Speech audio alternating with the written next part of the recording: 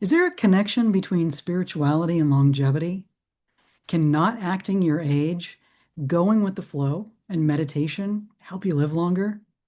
Today, I'm going to talk about advice from centenarians, those folks who live to be 100 or more. And I'm going to share with you 30 complementary tips that can help you stay young as you grow old.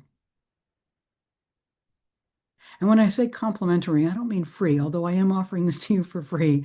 I mean tips that kind of are interwoven with one another to create a lifestyle that helps you stay healthy and stay young at heart as you age. Happy Lunar New Year. My name is Davina Katulski, and I'd like to welcome you to my channel. If this is the first time here, I hope you will stick around and check out some of the other videos that I've shared. And if this isn't your first time, welcome back. I know it's been a minute. I'm a psychologist, a life coach, a New Thought spiritual practitioner, and the author of the book, It's Never Too Late to Be Yourself, Follow Your Inner Compass and Take Back Your Life, and the book, The Manna Paradigm Shift, Creating the Consciousness of Abundance and Freedom. This channel is dedicated to personal growth, spirituality, health, and well-being, and everything we talk about in this channel is about supporting our mind, body, and spirit on our journey to health and transformation. This is not medical advice. It's not a substitute for medical or mental health treatment. And this channel and its contents are for educational purposes only. If you need something else, please consult a medical or mental health professional. Or if you need more direct support, you can check out my website and it can tell you how to work with me. So, sometime in my 30s, I celebrated my birthday at an assisted living home in Oakland, surrounded by my friends and strangers. I chose this site of an assisted living home or facility for my birthday celebration because I wanted to meet people in their 90s and 100s. I wanted to see what they looked like and kind of put something in my head of what was possible. I wanted to hear their life experiences. And one of the women that I met was a woman, a very spry woman who was wearing a blue pantsuit, and she shared my birthday cake. She was elegant, she was mobile, charming, and she was over 100 years old. She wore shiny black shoes, and her hair was nicely coiffed. And as someone in their 30s, meeting someone 70 years my senior, and just seeing how she moved in the world and what was possible was really uplifting for me. It gave me something, a goal to move towards. Her 75-year-old son happened to be visiting her that day too. And it was such a joy to be with her and the other elders that I met that were in their 90s and whatnot, and just ask them for advice and hear about their tips for aging well and having a good life and what made them successful at life. It was something that, it was a unique opportunity that I encourage everyone to try to replicate for themselves. But what I'm going to share with you today is some of the wisdom gathered from centenarians, folks like her that lived to be over 100. And again, this is important to me. I just celebrated another birthday, and I think about the folks that I met that day, again, that gave me a vision for aging well and living a long, happy life. All right, so I'm going to share this list of 30 things with you that you can do to stay young as you age. And I hope that you'll find that you're already doing some of these things and take notes of the things that you can proactively start doing to stay young at heart and healthy. And again, this is a great time to start these things as we're entering a Lunar New Year, the year of the fire horse. And if this is many years past or many months past, that's okay too. Again, like the title of my book says, it's never too late. All right. So number one, and these are not in any particular order of importance, or I'm just going to list them. But number one is to have a positive but realistic attitude. A positive but realistic attitude. So you want to stay optimistic, but be realistic. Two, you want to have a love of life and a sense of humor. Humor is a very good way to keep you young. If you ever met Norman Lear or saw Norman Lear, he wrote many different television programs from in the 70s, and then he did, oh gosh, the All in the Family, The Jeffersons, a lot of really classic programs at one day at a time, and he brought those back in the 20 aughts, the 2010s. And anyway, he would wear a pair of tennis shoes, a cool hat, and a suit that was colorful. And he lived to be, I believe, 95. But just out there active, you could not tell his age. Amazing man. He had a love of life and a sense of humor. I guess that's where I'm going with that. All right, three, people that live to be 100 have strong spiritual beliefs, not necessarily religious beliefs, but strong spiritual beliefs. They believe in the universe and they have a sense of a moral compass, right? They have a sense of things working out for them, a friendly universe. So those spiritual beliefs will keep you aging well. Number four, personal courage. They had personal courage and they were willing to face medical problems head on instead of avoiding them. And this is really important. As we get older, our bodies shift and change. And what we want to do is we want to step up, not stick our heads in the sand, right? So we want to step up. So, if you've gone through something like perimenopause, for example, rather than just, la, la, la, la, la, and just being at the, mercy of perimenopause, you want to get active. You want to weight train. You want to, find out if hormones are right for you. You want to look at what you're putting in your diet. And again, this isn't medical advice. I'm just kind of like riffing here, but that's just one example of being mindful as you go through changes. If you start to notice you have bone density issues, there are specific things you can do to address that. So you want to be proactive in your self-care. And if you need to go to the doctor, you have aches and pains, you go to the doctor. You get your, colonoscopies and that kind of thing. You don't just stick your head in the sand. All right, five, the ability to renegotiate life at every turn. So life is constantly shifting and changing, and centenarians learn to accept the losses and change that come with aging. So they go and get themselves their glasses, right? And they address things that are changing in their bodies, and situations in life changing, right? You've got to learn to adapt. Technology is constantly changing, and staying up to date with changes instead of just resenting them is very important. All right. So being flexible keeps us young. Doesn't mean we don't have wisdom, it just keeps us young. All right. Six, centenarians don't quit. They have a can-do spirit, right? So they just keep at it. So having a sense of agency, right? That's important. Seven, they don't feel their chronological age. So they have a desire to stay young at heart. So they might be 75, but they feel 25, right? On the inside. They're still playful, open, curious, right? Not necessarily immature, right? Or you know, refusing to grow up, Peter Pan syndrome, for example, but they stay youthful at heart. Okay. Um, Eight, they don't act their age. Again, they don't, just go, oh, I'm this age, I should fall apart at this point. Again, they stay invested, stay engaged. All right, nine, they make the most out of their lives.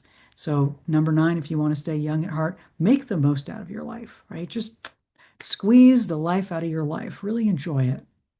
Um, and 10, they make a positive difference. That's really important. Having a mission, something important to you, something where you're contributing to others, making a positive difference in the lives of others will keep you feeling exuberant and happy to wake up in the morning and to make a contribution. 11, they have perspective, right? And perspective is important. It's the ability to kind of stand back and look at the bigger picture and kind of get out of your own, myopic viewpoint. So just take a step back and have perspective on life. And having perspective, again, it helps you be flexible, stay young, be open. Number 12, centenarians will encourage you to be proactive with your social life. That means don't wait for invitations. Don't wait for somebody else to plan the trip. Don't wait for somebody else to invite you over. Reach out, engage, invite somebody to coffee. You plan the party, you plan the dinner party. You invite people to do stuff. And you want to stay social. Staying social is so important.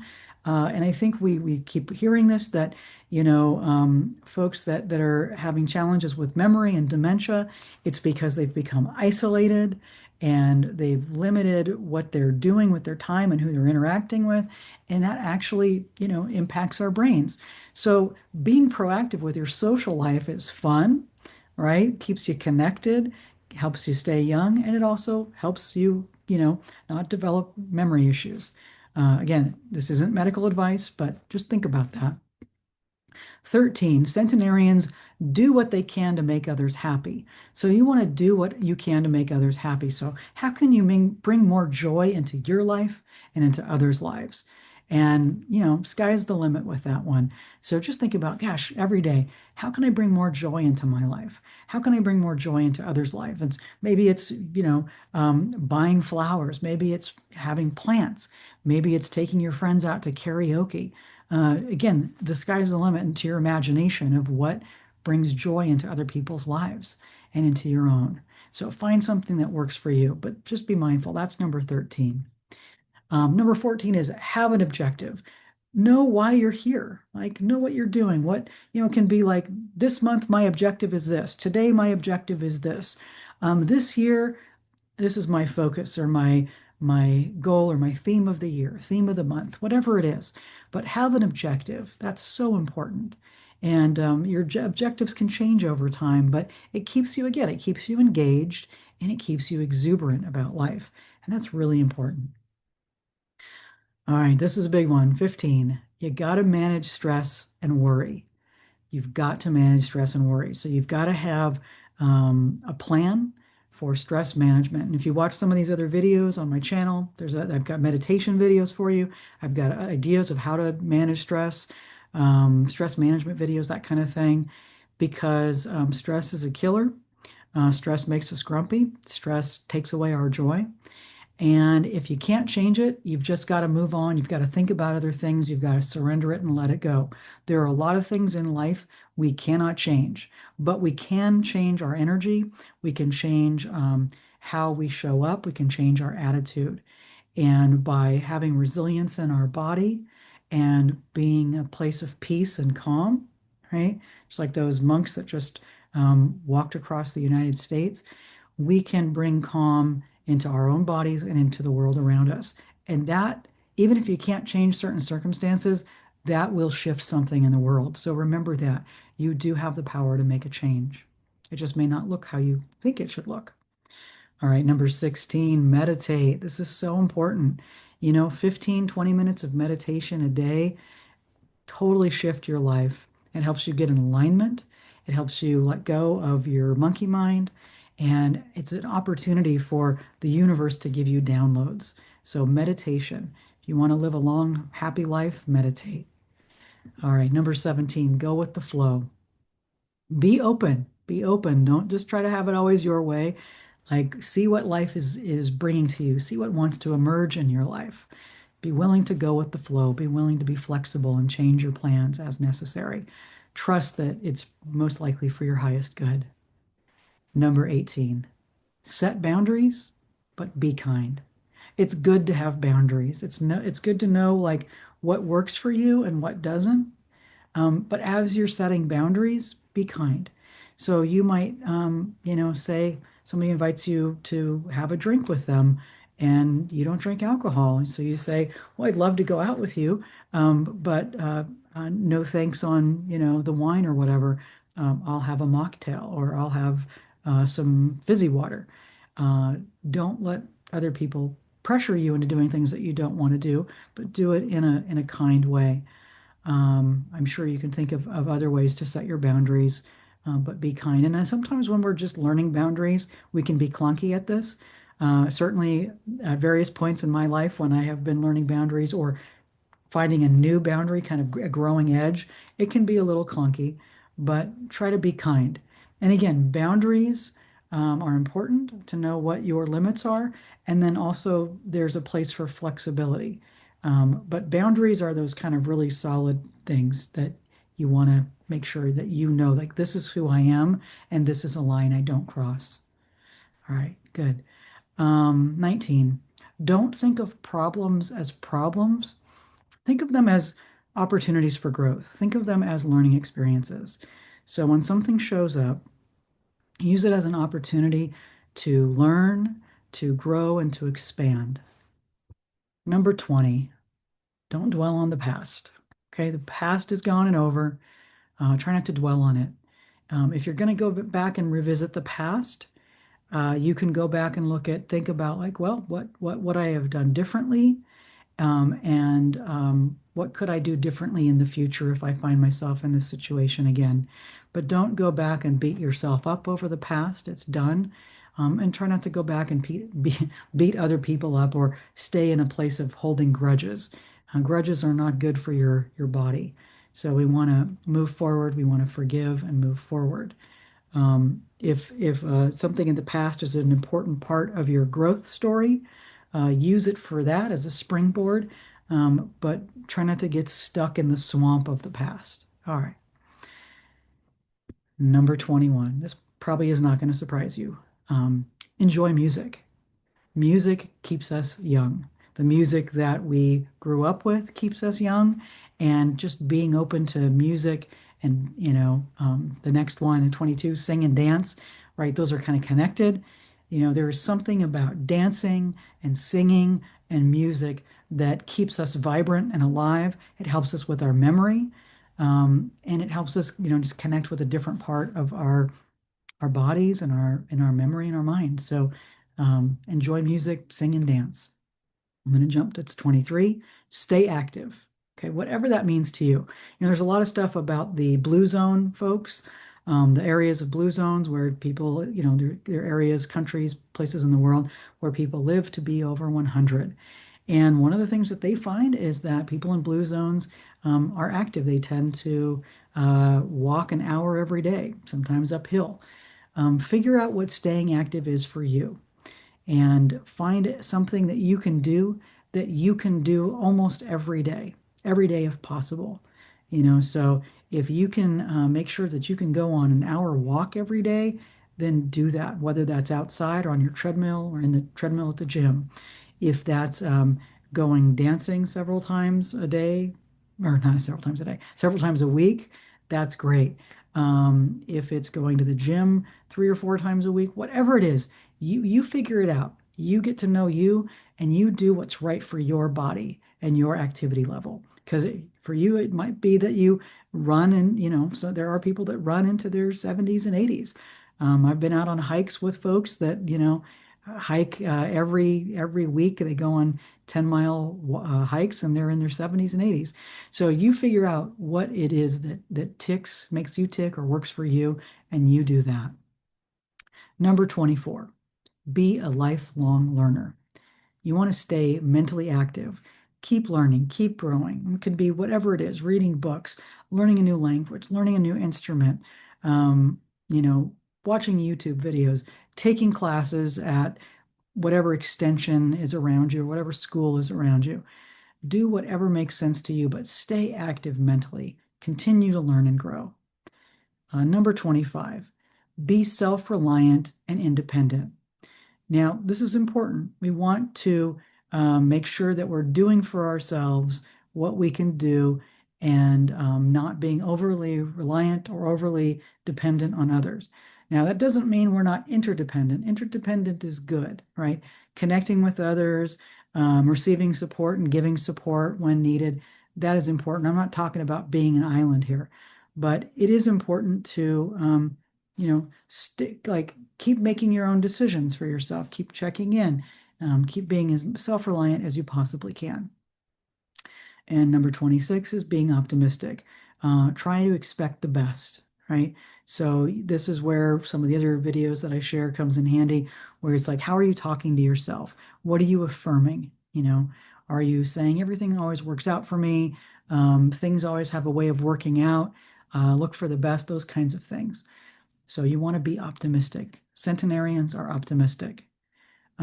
27, centenarians learn good coping skills. Again, they know how to manage their emotions. They know how to manage their stress, right? They have resources and they look for the good in themselves and others and in situations. 28, don't hold grudges or resentments. I kind of said that earlier, but that is an actual one of the 30 tips. Don't hold grudges or resentments. 29, live in the moment and in the present.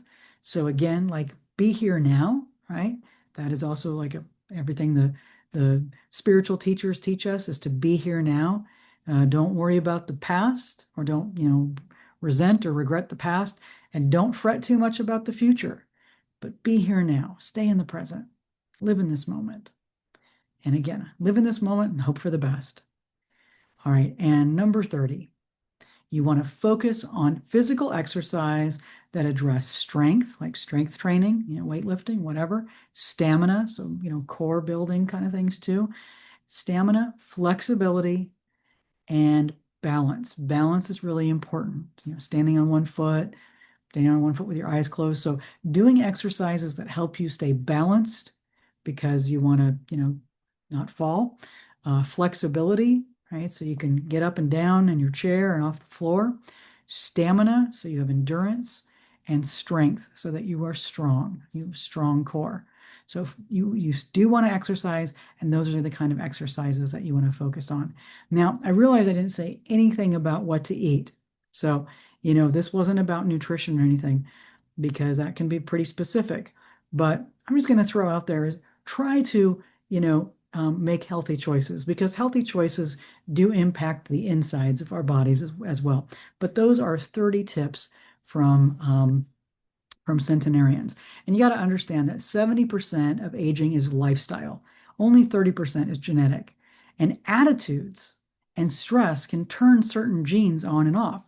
So if you're managing stress and you have a good positive attitude, you can keep some of those genes that are not good for you from turning on.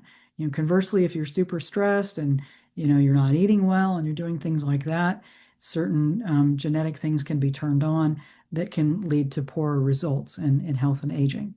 So, you want to be mindful of that.